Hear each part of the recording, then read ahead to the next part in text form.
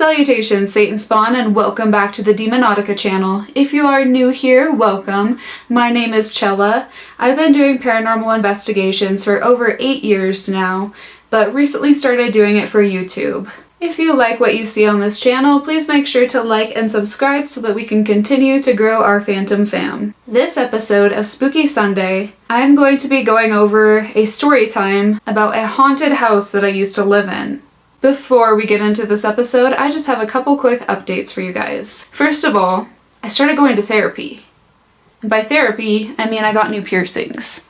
I got my eyebrow re-pierced and my tongue.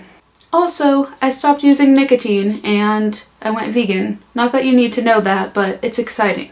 On June 24th, I'm going to be going on another paranormal investigation. So you guys can look forward to that video. It's going to be up on June 30th. I'm going to be doing at least one big investigation a month. They are kind of expensive, and the whole reason I'm working a job on the side right now is so that I can pay for these investigations. I know with your guys' support, one day this is going to be my full-time job and I'll be able to put out an investigation every single week. But for now, I'm going to have at least one a month, and maybe a few smaller ones in between. In July, I'm going to be investigating a haunted movie theater, and a haunted mine, and a haunted hotel. And then in August, I'm going to a haunted hotel and a haunted jail. There's a lot of really cool investigations that are already planned. I pretty much have all my investigations booked until October, so there's going to be a lot of cool content coming out soon. And with all of that said, let's get right into this episode of Spooky Sunday.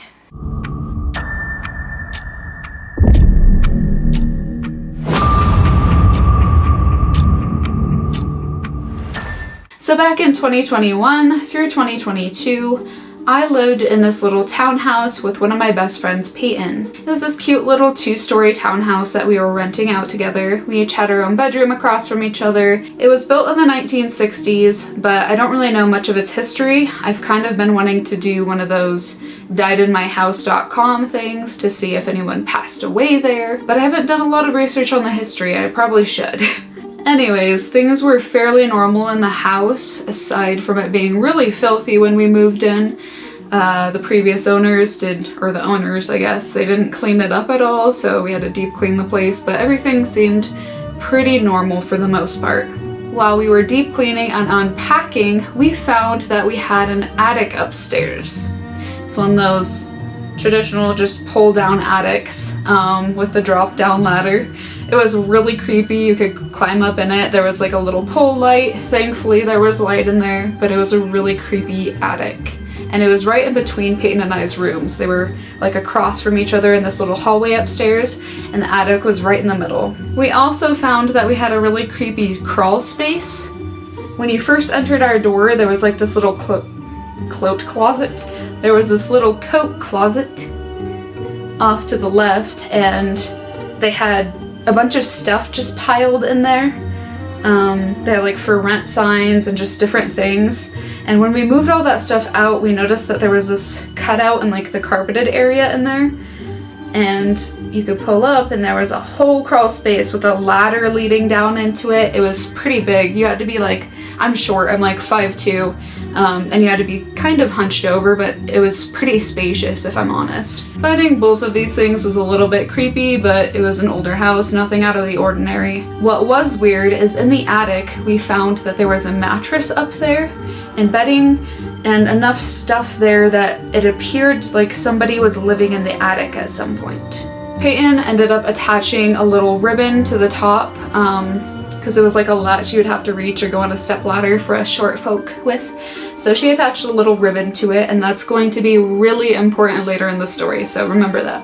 After just a short while of living there, we started noticing some weird things happening. The first thing that we would notice is we would go into the kitchen and all of our cabinets would be open. Every single cabinet. Sometimes not only the cabinets would be open, but our clean dishes from the cupboards would be placed out either on the counter or into the sink. It was really strange at first, and we honestly thought that the other person was doing it to prank us or something. And when we finally talked about it together, we realized neither of us were doing it, and it was really creepy. My toilet would flush itself often, It was one of those attached bathrooms to the bedroom type of deal, and it was like right across from my bed. And yeah, my toilet would flush all the time, our faucets would be turned on randomly. Sometimes in the evening too, I would hear this deeper voice coming from Peyton's room. I didn't know if she had somebody over, but I didn't hear anybody come inside her house or anything. And I would text her about it, just like, hey, there's been some weird stuff going on. I hear a voice coming from your room that's not yours unless you've been smoking 3 packs a day. And she said she was at work. Every single morning, we would hear what sounded like children. Well, my voice did a whistle thing. Anyways, it sounded like children running back and forth in the attic. All that was above the second floor was the attic, but the floor only covered a small portion of it. Part of the attic was just this weird storage area that you couldn't really get into physically unless you were probably a child. But we would hear this running. It would go across the ceiling to over my bed and run all the way to the other side where Peyton was sleeping. When all this weird stuff was happening, we started noticing that our pets were noticing it as well. There was this one day when Peyton's dog Iris literally looked like she was being played with by somebody. She had a rope in her mouth, and the rope was pulled taut, and she was wiggling around like somebody was playing tug of war with her. It was really cute, actually, to see a spirit playing with one of our dogs. It was kind of adorable.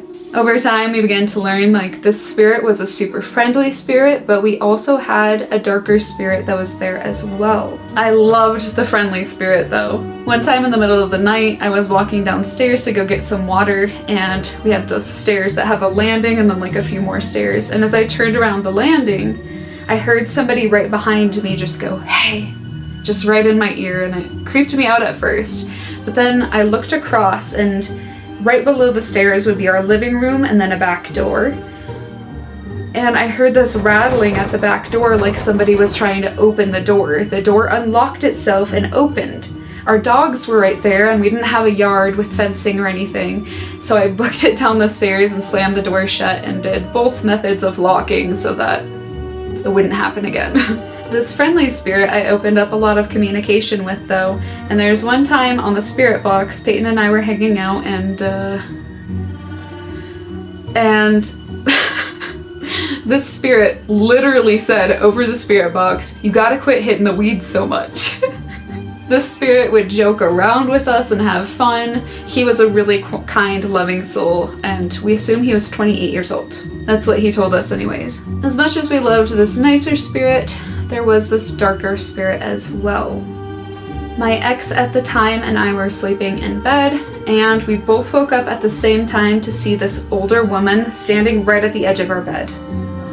She kept making these deep groaning sounds, and by the time we looked at each other to try to talk about it, she was gone. Another night, Peyton and I both woke up to the attic door slamming. It's like one of those spring system type of attics where, you know how attics work. You pull it down, if you let go of it, it's just gonna go back up and slam. And that's exactly what it sounded like. It sounded like somebody pulled down the ribbon and just let go, and the attic door slammed itself.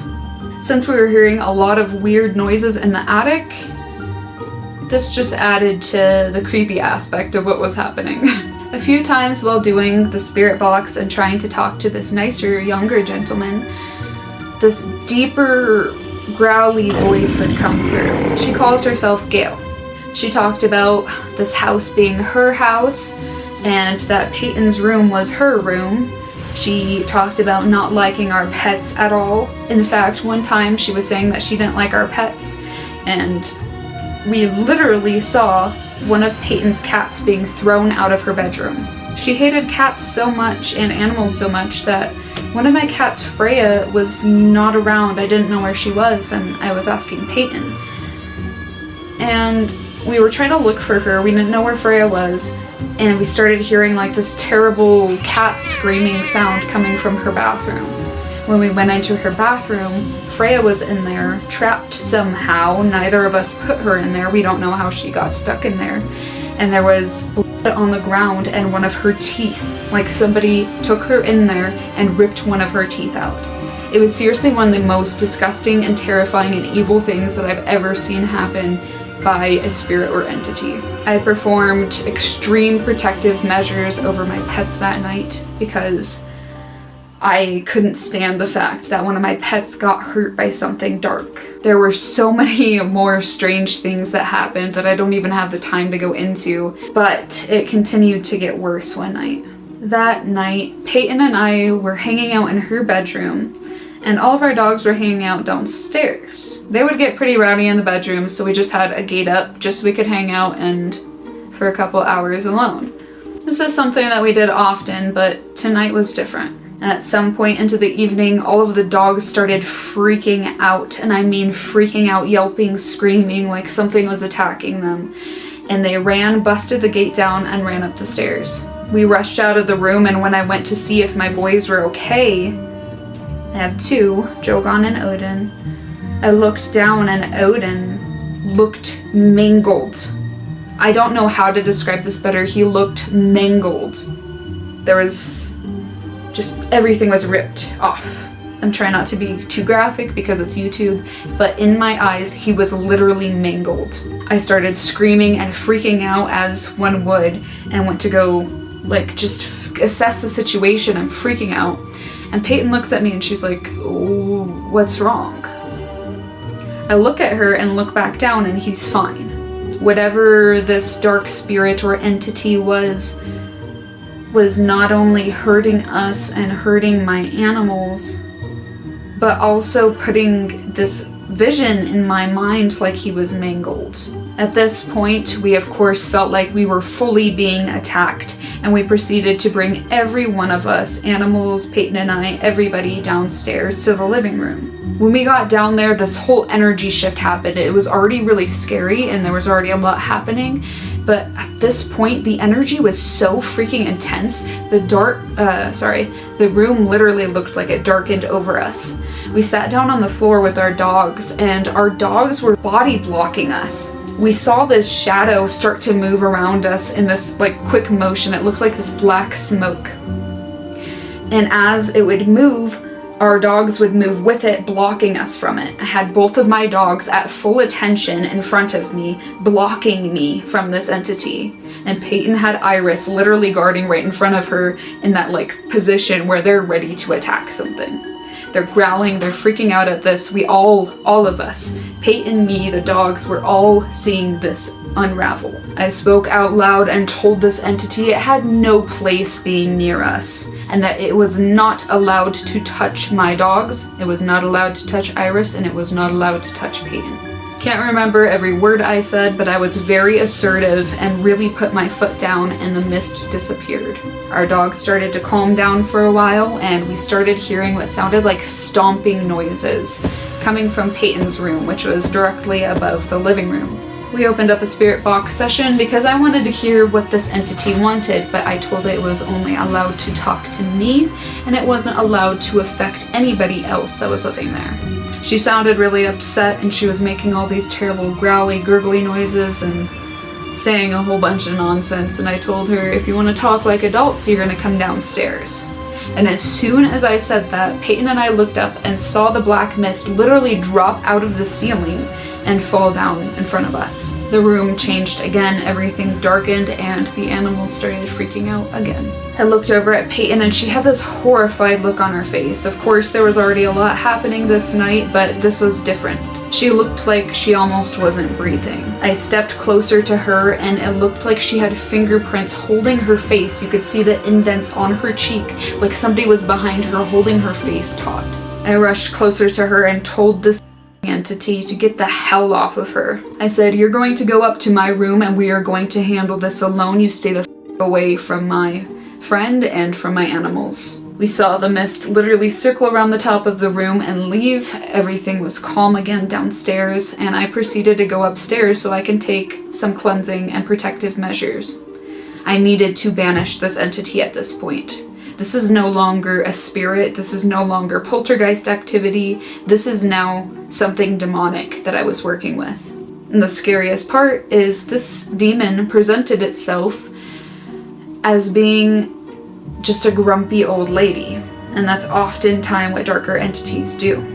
I went upstairs and I started to gather my tools and just ground myself for a while and figure out exactly what I was going to do to banish this entity. As I was starting to gather my tools up, I felt somebody come from behind me and grab me and hold me back. This was with so much force that I've never seen a human spirit be able to do. This was with so much force, I could not get out of this grip. I tried to force myself out and rip out of this grip of this entity, and I could not do anything to free myself from its grip. I'm screaming for it to get off of me, and Peyton rushes upstairs and literally has to pull me from its grip.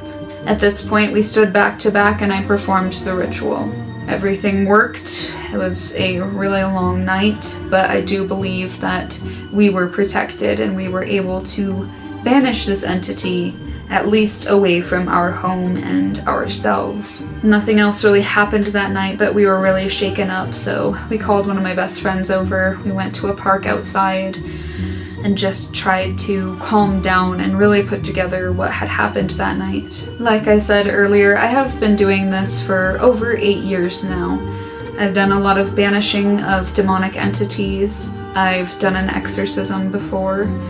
I've been in this field for a really long time, and this still is one of the top 10 scariest paranormal experiences that I've ever had. I've been scratched, I've been hurt before physically, but I've never had something hurt my animals, and that is what drove it home for me. I will never allow something to touch my babies like that ever again. I go through very serious protective measures at home now to make sure there is nothing allowed to be around me in my space that is inhuman. Anything that would ever bring harm or even as much as an annoyance to my babies. Not only that, but yes, I've been scratched, and yes, I've been touched. And yes, I've had voices and growls and seen a lot of scary stuff, but I've never had an experience where I wasn't able to get out of the grip of something, where I felt like my actual life was in danger. Not only that I might come out of this with a few scratches and bruises, but I felt like my life was in danger. I am very glad that I was able to banish this dark entity, and I definitely made sure to keep the human spirit around. He was very kind, very funny, and I wanted nothing but to help him and be his friend, so he was safe there and didn't have to deal with Gale any longer. Things got a lot better in the house. We still had a lot of paranormal experiences, but it was very lighthearted, regular spirit activity this time instead of something demonic. The whole feeling in the house changed. It was a little bit lighter now, but the house itself just never felt the same. I am glad that I was able to have a lot of fun conversations with our young man friend, but eventually we ended up moving and made sure nothing followed us. So yeah, that is the story of the time that I had a demon in my house. I hope that that provided some type of enjoyment for you guys and you enjoyed this video. If you want to see more videos like this, please make sure to like and subscribe so that we can continue to grow our Phantom fam. I just know that this is going to be my full-time job one day, and I'll be able to do investigations every week. But until then, there's going to be a lot of smaller investigations and story times in between the bigger investigations. But as I said in the beginning of the video, please, please, please stay tuned, because June 30th, mark it on your calendar, is going to be the next paranormal investigation on this channel. And just a couple weeks after that, a haunted theater, and the list goes on. Thank you guys so much for all of your guys' support. It's truly been amazing.